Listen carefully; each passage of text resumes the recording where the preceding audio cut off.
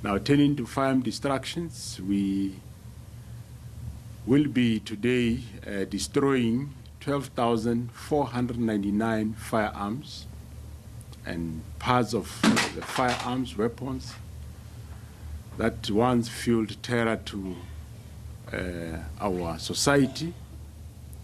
This act is not just symbolic, it's a strategic blow against the crime that threaten the safety of our people. Earlier this year in February, we destroyed 16,049 firearms, including today's operation. The total number of firearms and parts obliterated by SAPS over the past 5 years stand at 291,993.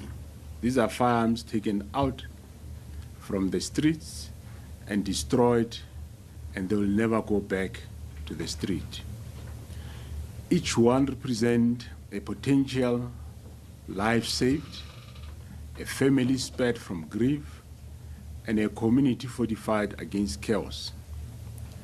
With the firearms that we are destroying today, just to indicate where they come from, Gauteng brought in the majority of the firearms with 5,099, followed by the Western Cape with 2,333, KwaZulu-Natal with 1,574.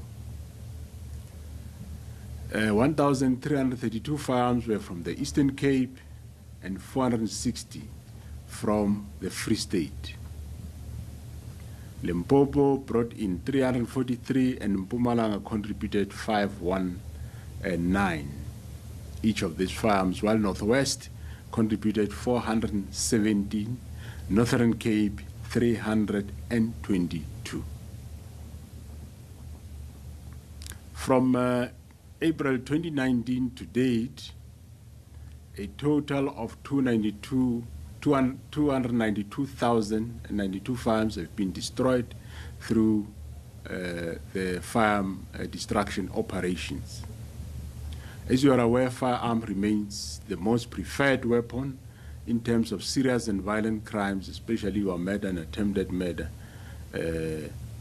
countrywide, but more so the provinces which contribute majority of the crime in South Africa, which is Gauteng, Western Cape, Eastern Cape, and KwaZulu-Natal.